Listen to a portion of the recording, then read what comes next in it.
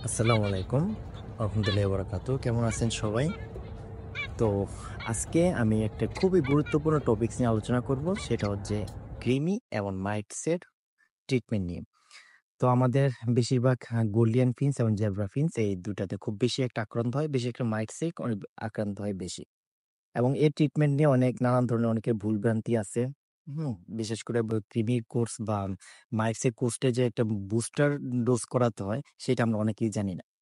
তো আমরা মূল আলোচনায় চলে যাই। ইনশাআল্লাহ আজকে অনেক ভালো কিছু হবে সবার জন্য।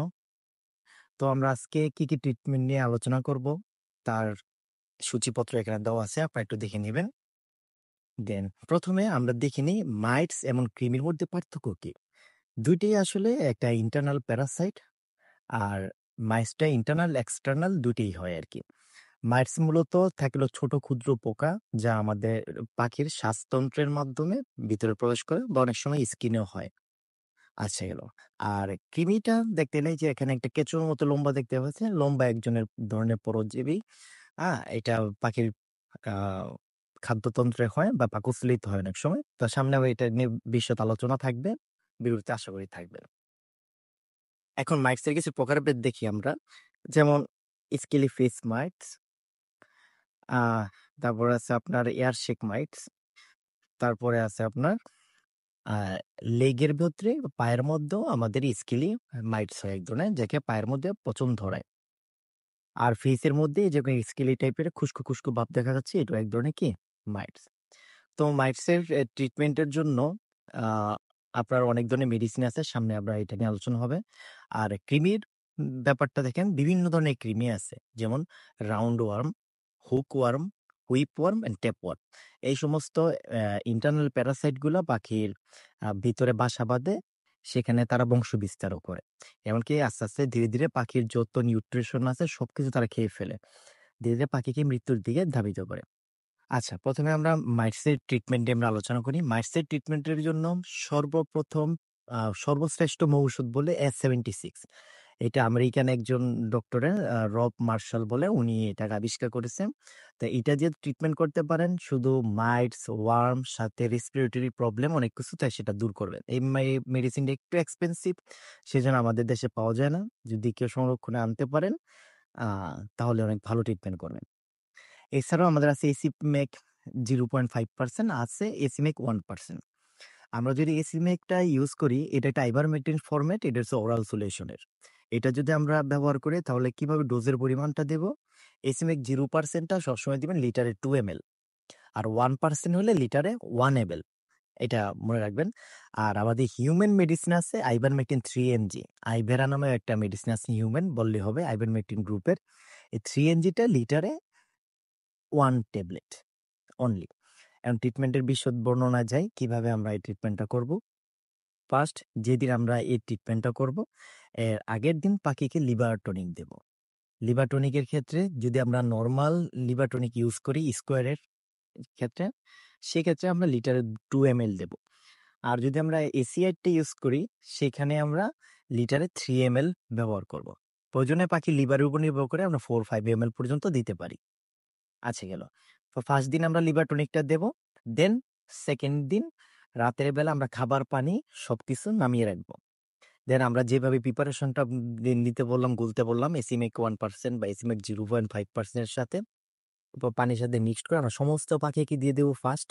দেওয়ার পরে ১০ মিনিট ১৫ মিনিট পরে আমরা খাবার দেব। ঐদিন কোনো এগ ফুড দেওয়া চলবে না। খাবার দেওয়ার পরে পাখি ৩ থেকে ৪ ঘন্টা পরে যখন পানি খাওয়া শেষ করবে, তখন আমরা এই পানিটা মোটামুটি ৫ ঘন্টা রাখলেই হবে। এই পানিটা ফেলে দিয়ে আমরা নরমাল পানি দেব। নরমাল পানি দেওয়ার পরে এরপর দিন থেকে আমরা তাকে কি দেব? আমরা একটা ইউনিটি বুস্টার একটা প্রিপারেশন তৈরি করব। তার জন্য কি লাগবে আমার? প্রোবায়োটিক, লিভার টনিক বা লিভাবিট, আর হচ্ছে মাল্টিভিটামিন। এই ৩ টা যদি আমরা একত্র করে একটা ইউনিটি বুস্টার তৈরি করতে পারবো, যা পাখির হেলথের জন্য এক্সিলেন্ট কাজ করে। লিভাবিটটা আপনার লিভারের কাজ করবে। প্রোবায়োটিকটা গ্রাম পজিটিভ নেগেটিভ ব্যাকটেরিয়ার পরিমাণ কমায় পজিটিভ ব্যাকটেরিয়ার এক্সপান্ড করবে অনেক। আর মাল্টিভিটামিন যে শরীরে যত খনিজ উপাদান আছে সেটা রিমুভ করবে। অ্যামাইনো অ্যাসিডের কার্যকারিতা সম্পর্কে আমরা সবাই জানি। এটার গুরুত্বপূর্ণ অপরিসীম। সেটা পাখির হেলথ ব্যালেন্স ঠিক রাখবে। আর এটা নিয়ে সামনে একটা আর্টিকেল দেওয়া আছে, আপনারা এটা দেখে নিবেন।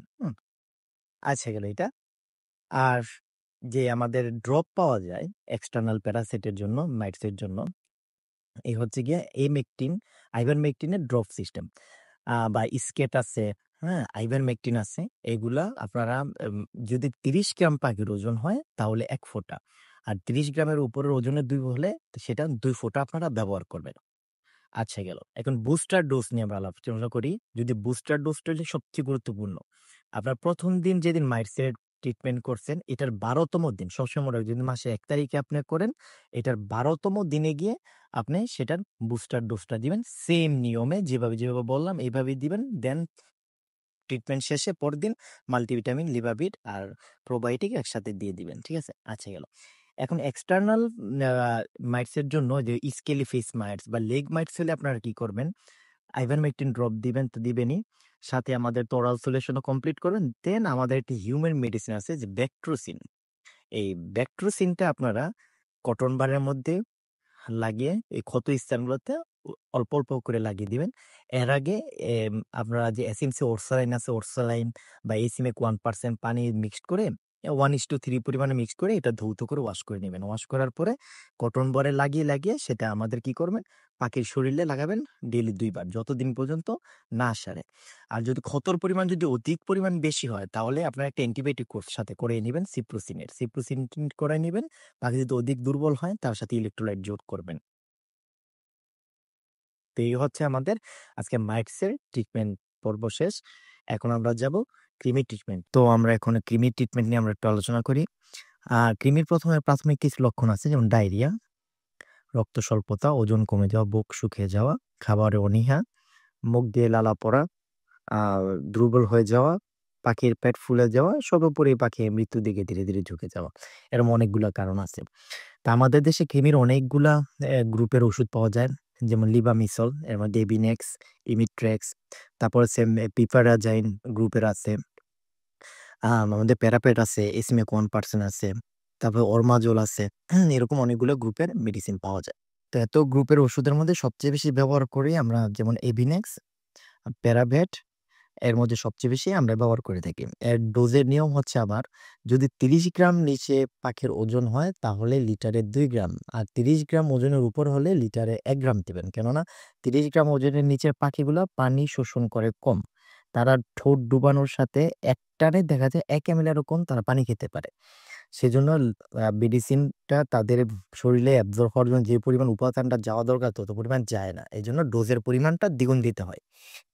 তো সেম আ এসিমেক 1% যেভাবে আমরা ব্যবহার করছি বা 0% ব্যবহার করছি, সেম নিয়মে কৃমির মেডিসিনটা আমরা এপ্লাই করব।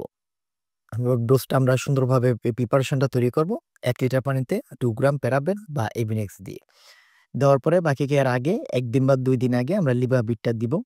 হ্যাঁ? দেওয়ার পরে আমরা পরদিন সকালে সবার আগে পানি দিব। পানির ১০ মিনিট পর খাবার দেব। কোনো এক ফুড দেওয়া যাবে না। দেন ৩ থেকে ৫ ঘন্টা পর আমরা পানিটা ফেলে দেব। ওইদিন শুধু সিড মিক্স থাকবে।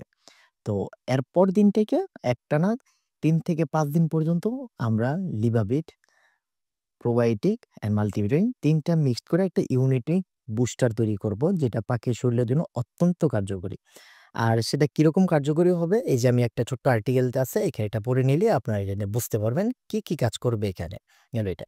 তারপরে আমরা ভালো মাল্টিভিটামিন হিসেবে আমরা নেকটোন এসটাকে সবসময়ই প্রেফার করব। তারপর আমাদের দেশে অনেক ধরনের মাল্টিভিটামিন পাওয়া যায়। সেটা আপনাদের যার সামর্থ্য অনুযায়ী কিনে নিবেন। একটা ভালো প্রোবায়োটিক নিয়ে দিবেন। প্রোবায়োটিক প্রোভাইজোম, পোল্ট্রি স্টার সল্ট এরকম অনেক কিছু পাওয়া যায়। তারপর ভালো মানের একটা লিভাবিট, হ্যাঁ? যার যেরকম সামর্থ্য আছে সেভাবে আপনারা কিনে নিবেন। তো এটার উপকারিতাটা কি? এই লাস্টে প্রিপারেশন দেওয়া আছে সেটা দেখবেন। আর কৃমি এবং মাইটসের কোর্স কতবার করাবেন বছরে? মাইটসের কোর্সটা মিনিমাম ৩ বার করবেন, প্রতি ৪ মাসে ১ বার। মাইটসের কোর্স করার জন্য গরম ঠান্ডা এটা নিয়ে কোনো প্রবলেম নাই। কোনো আবহাওয়াতে কোনো সমস্যা হবে না। আর কৃমি কোর্সটা করাবেন বছরে ২ বার। অবশ্যই কৃমি কোর্সটা করানোর সময় আবহাওয়ার দিকে খেয়াল রাখবেন। কেননা কৃমির ওষুধটা পাখির শরীরে এমনি একটা হিট উৎপন্ন করে। তো তো একটু গরম যেহেতু পাখির শরীরে তাপমাত্রাটা বাড়িয়ে ফেলে, সেজন্য একটু ঠান্ডা আবহাওয়া সিলেক্ট করবেন। সেদিন এই কৃমির কোর্সটা করবেন। বছরে অনলি ২ বার। কৃমির ক্ষেত্রে কোনো বুস্টার ডোজ লাগবে না। কিন্তু মাইটসের ক্ষেত্রে আপনার বুস্টার ডোজটা কমপ্লিট করলেই আপনার কৃমির ক্ষেত্রেও অনেকটা কাজ করে ফেলবে। সেটা মাইটসের ক্ষেত্রে বুস্টারটা দিবেন, আর কৃমির ক্ষেত্রে শুধু সিঙ্গেল ডোজ হিসেবে বছরে ২ বার আপনার দিবেন। আর অবশ্যই পরিষ্কার-পরিচ্ছন্ন রাখবেন যতটা পারেন। হাইজেনিক মু করে রাখবেন। এভিয়ারিকে ট্রেগুলো পরিষ্কার রাখবেন। আ বায়ো সিকিউরিটি ভালো রাখবেন। ময়েশ্চার যাতে কোনো সময় না জমে আপনার এভিয়ারিতে সেই সময় খেয়াল রাখবেন আরকি। মোট কথা যতটা পরিষ্কার-পরিচ্ছন্ন রাখা যায় অবশ্যই সিড মিক্স ধুয়ে, শুকিয়ে লাগলে আগুনে তাপ দিয়ে ঝরঝরা করে দেন পাখিকে দিবেন। আর পাখিকে অবশ্যই বেশি পরিমাণে প্রত্যেক দিনের খাবারটা প্রত্যেকদিন দিবেন যাতে সে এই পরিমাণ খাবার সে একদিনে শেষ করতে পারে। ৩-৪ দিনের খাবার একসাথে দিবেন না। তাহলে এখান থেকে আপনার এই ধরনের কৃমি মাইটসের উৎপন্ন হবে। তো এইভাবে যদি আপনারা হাইজেনিক ভাবে পাখি পালন করতে পারেন, আর আমি যেভাবে এর আগে নেস্টিং বক্সের যে প্রিপারেশনটা দেখালাম, এভাবে যদি কমপ্লিট করতে পারেন তাহলে অনেক ক্ষেত্রে আপনার মাইটস এন্ড কৃমি থেকে আপনারা মুক্ত পাবেন। তো ইনশাআল্লাহ নেক্সট একটা বিশাল বড় টপিক নিয়ে আমরা আলোচনা করব যে বেবি কেন মারা যায় এবং বেবি হওয়ার 0 ডেজ থেকে 40 ডেজ পর্যন্ত একটা পাখি খাওয়া শিখতে প্রায় ৪০ থেকে ৬০ দিন পর্যন্ত সময় লেগে যেতে পারে।